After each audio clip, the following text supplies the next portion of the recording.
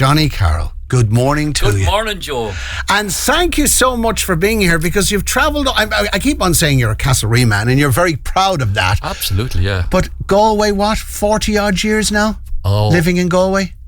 Actually more, Joe. Yeah. I think I went to Galway around 1973 or something like that. Yeah. Yeah.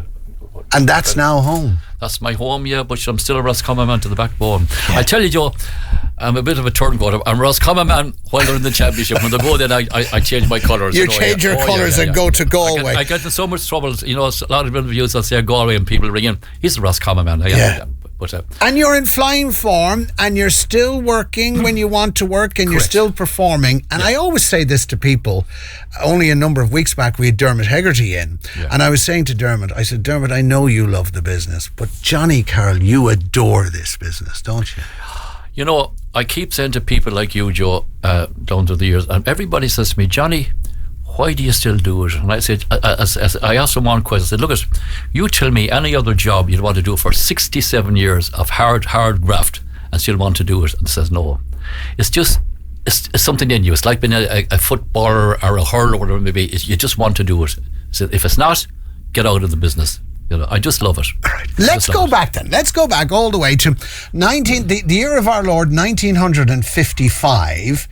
You're living in Castlerea, and there's a link here with the Castlerea Brass and Reed Band. Mm-hmm. You wanted to be a member of that band.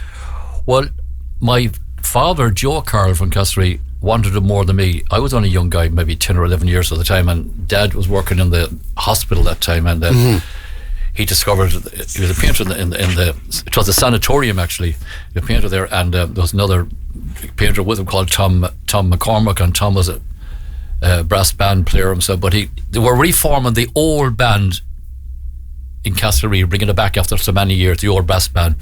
And my dad heard about it, and he sent me down the first night to the technical school on a Wednesday night when the band formed or started practicing. And of course I was sent home at 8 o'clock. I was too young, and I went back down, Joe, for about 4 or 5 months. You kept going back every Wednesday night, and nothing sure. At that time, you see, there wasn't an awful lot to do around towns in rural Ireland, because there was no television, and there wasn't a big drinking culture at the time. So everybody wanted to join the brass band. And I kept going back and back. On 8 o'clock, 5 minutes, he had to come, young Carroll, time to go home now, no instrument for you. I went back home to my dad, no instrument. He said, you're back the next day. I went back the next day. But after saying that, Joe, if I didn't want to do it myself, I would have said, I don't want to do it, but I just wanted to do it. But make a long story short, one particular night I went back down, and the band leader says, Johnny Flynn, the Lord to mercy in his soul, he says, give young Carroll an instrument.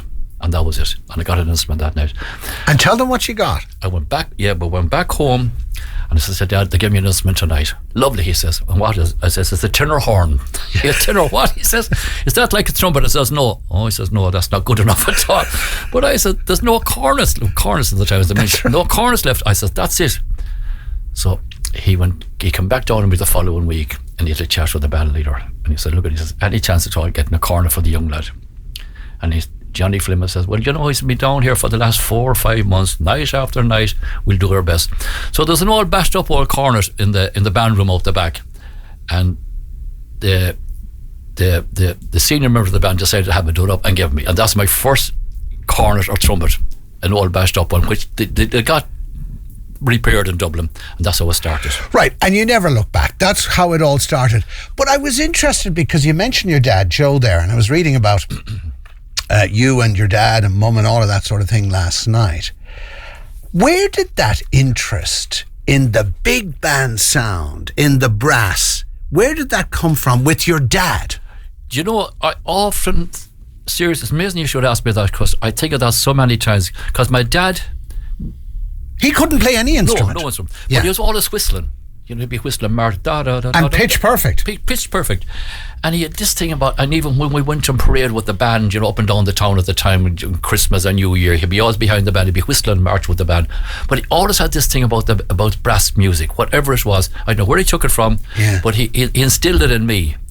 And he was very, very critical, I'll tell you that much. You know, he put me through my paces, and I'd take out the old trumpet at home. He bought me a trumpet later on, I'll tell you. But I had that trumpet, and I'd play there to the old Tilly lamp, the eye lamp at the time, and you're playing Colonel Bogey or whatever made the marches, and he'd know if you pipped a note. But he was always big into the music. He loved brass music. Right, but the amazing thing is, because as the story progresses, the Pioneers came about. We're not talking about the PTAA now. We're talking about a show band, a local show band in the area. And you're only, when the approach was made, how old were you? I was 13 years of age at the time. 13 or 13 and a half. So the local show band arrives at the Carroll household in Castlerea to Joe, and your mother's name? Rose. And how that came about, you know, it's amazing. I often think life, whatever's laid out for you in life, the band were after starting, the young lads. Of course, I didn't know what a show band was at the time. I've never always said the cinema in Castlerea at the time. But anyway, they were playing a small gig in Dyser, County Roscommon. I know it well. That little Twilight Ballroom, I was told, on whatever it was, Friday night. And a very good friend of mine who lived in Roscommon called Mickey Finan, great friend of mine, Mickey, had an old Commer van that broke down. It was towed into the garage, Cummins' garage, which was directly across the road from the house I lived in. And we always held the keys for the workers on the following morning when they come in. And Larry Cummins, the Lord of mercy on him, would leave over the keys to my dad's house. So anyway, the boys had to be playing a gig in Castlerea on the Sunday night, a small gig somewhere. And Larry Cummins says to the band leader, Paddy Malone, go across to Joe Carroll's house. He'll have the keys of the garage and take the van house repaired. So they came across to Mickey Finan, and as they came, as luck would have it, my dad had me practicing something, not known, at the table, and they heard me play, which I didn't realise. So about 4 weeks later, the knock came to the door. Paddy Malone asking my parents, would they let me off to join a band? Of course, no way whatsoever. No, this guy's not going to... A band? This guy is going to get a safe, pensionable job with the civil service. And that is the truth. Yeah. That's the way it was. And that was the idea. That was the plan. But isn't that interesting in that they were so... Or Dad was so determined that you become proficient on the trumpet. But a career in music, no way. Unheard of. And you see, Joe... Unlike today, you've got quite a lot of young musicians or young guys, you know. But at my time, or that time, go back in the late 50s, early 60s, there was no such thing as young musicians, especially guys in short pants going off playing. At that time, it was all the big bands, the orchestras, Mick Dillahunches, the Morris Mulcahy's, whatever it was, you know, and the orchestra players and all that. And they're all seasoned guys. But I was very, very young. So look, to make a very long story short, I persuaded my parents to let me go for that summer with the boys. And we started doing little gigs here. This is the Pioneers. They had changed the name at that time to the Premier Races. Right, okay. But originally the Pioneers. But the great thing about it, they were all still Pioneers. Right. So that persuaded my parents to let me go just for the summer months and go back to school. The summer months became years and months, and I stayed with them and persuaded my parents to let me stay. And the reason being that for whatever particular reason, the band became more and more popular, and we started touring. We went to England, we went to America, we went to Scotland, Wales, all over. And I found it very, very difficult to give up the music, and my parents found it very difficult to take me out of the music, because I was just... They knew I loved it, and of course I was making a few pounds at the time, and that's how I started. But I persevered myself. If I didn't want to do with Joe, I wouldn't have done it, right. Especially for all these years, you know. And so the Premier Races, so many people listening this morning will remember the Premier Races, very, very popular right across the country. And of course we had the show band boom, let's call it, into the 60s. You were part of that and you enjoyed that. And then we're into the 70s. And things start to turn as regards the scene. And suddenly, because I think I said this to you before, I can remember, and I said this again recently to Integrity, but my place of entertainment when I was growing up was the Town Hall in Claremorris. And I can remember going to see the Magic Show Band, and there's Magic with 175,000 bulbs hanging off him. Yeah. And the band leader, the main man in the front row, was Johnny Carroll. Correct, sir, yeah. How all that happened, we were with the Premier Race the first so long, and then the few decided, you know, the way things happen in the business, as you know yourself, we decided to break and form a romance. We formed a band called Murphy and the Swallows. Margaret Murphy, a lovely, lovely girl from Glenamaddy. And then Margaret decided to leave for whatever reason, and then we got the brainchild of doing the Magic Band, the guy with the list up to. And Joe O'Neill put his money and everything into us. So we were with the Magic Band for many years, which was a big success. But it became a very expensive show to run at the time, because I'll tell you why, as you just said, the ballroom scene was fading due to the reason there was no alcohol, and people were going to the bars that time, the cabaret lounges where there's a bit of luxury and drink and things, and big ballrooms were closing. Yeah. Because I can remember I was in Kelchamaw for a bit of grub the other day, and I was just saying to my wife who was with me, the Club Crystal there on the right, and it was a hugely popular dance hall. People loved going to Kelchamaw in the west of Ireland, but for us it was the pub beforehand. Imagine, we'd go into the pub, we'd have a few pints or what have you, but then you go to the dance hall and no beer. You were drinking minerals. Yeah. Sure, I mean, it was destined to fail. It was. I remember talking about crowds. I remember opening the casino ballroom with the Premier Races. We were very popular there in the casino at the time. When we opened the Stephen's Night, forget the particular year, it could be 65 or 64, but we went over 3,000 people on the Stephen's Night, Joe. Yeah. And we had no relief band. Yeah. 2 crazy boss speakers and 3,000 people, and the following night into the wagon and back down to the Majestic Amala for another 1,750 people. That's the way it was. Yeah. The dancing was huge that day. Huge. But in fairness, you could see it coming. You could see the end was nigh. I did. And you then made the conscious decision to go solo, and that was a hugely successful period in your life, and we're going to talk a little bit about that in a short while. By the way, Johnny Carroll is with us here today because he knows he's always welcome to come to the studios of Shannonside Northern Sound, but also to tell us about a very special event. It's a celebration concert for Johnny Carroll, the man with the Golden Trumpet.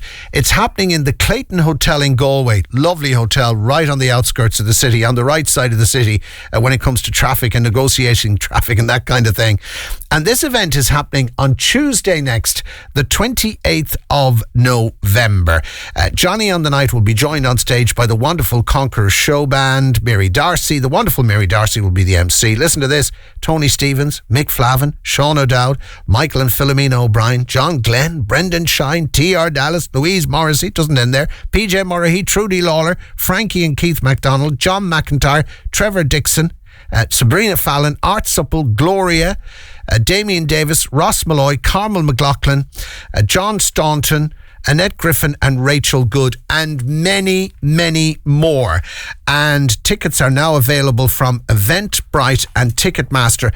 And on the night, the entire proceeds will go to the Galway Hospice. Yeah.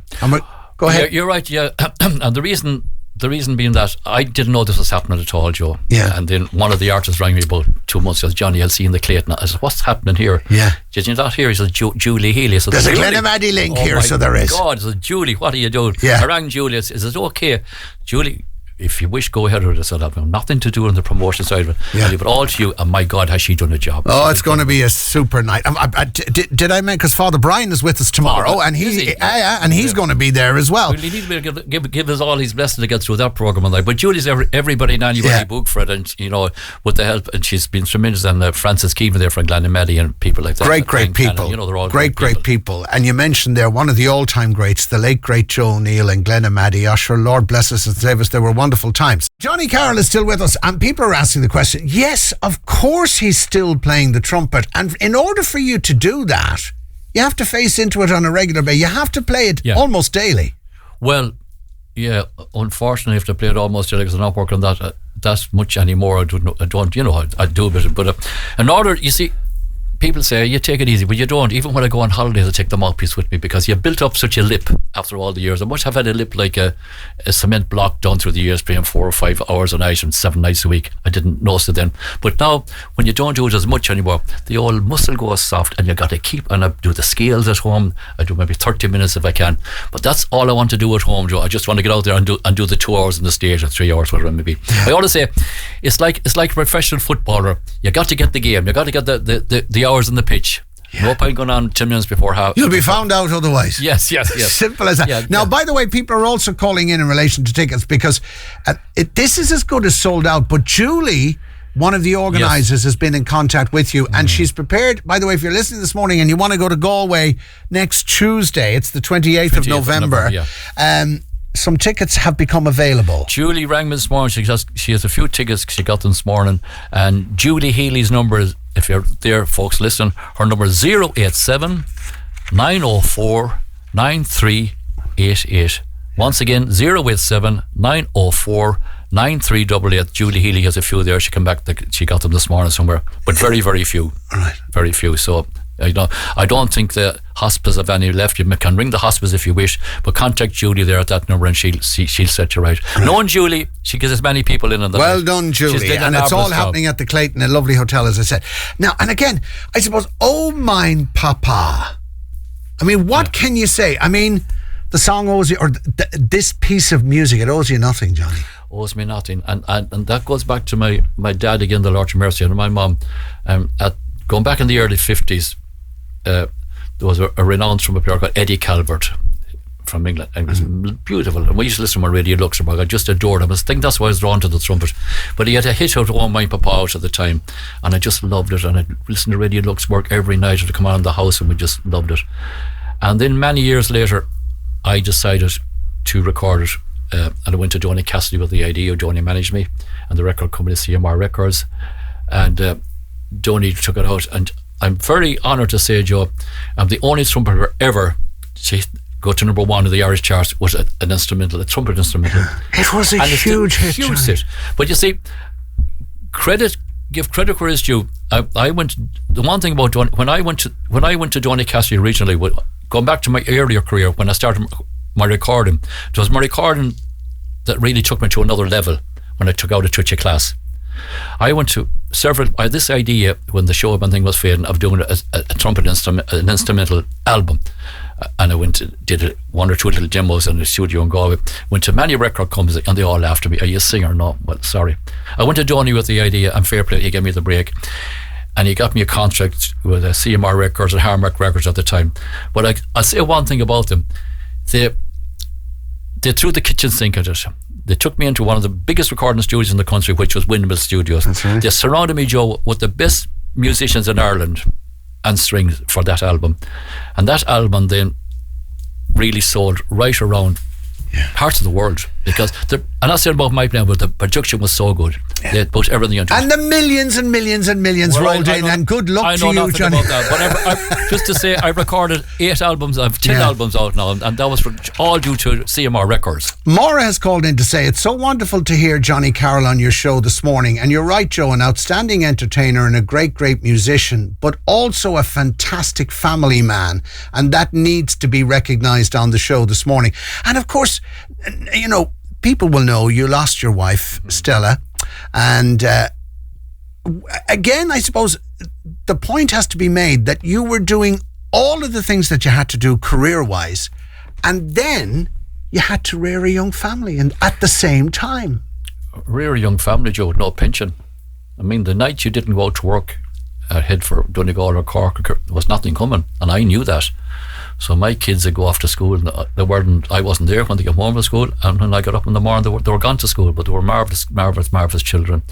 But yeah, it was tough times. But you had 4 children at the time. 4 children at the time. The young was only 7, and it was a really, really tough time. And I just got into that van and I went around the country getting work, and I always made sure they were looked after. Yeah. You know, so they were really tough times, and all grown up now. All grown up, and are they all at home or have some travelled abroad? Well, my eldest boy David, he's a pastry chef. He's in Germany. His eldest lad now is 20. I've got 7 grandchildren. Good man. David's in Germany.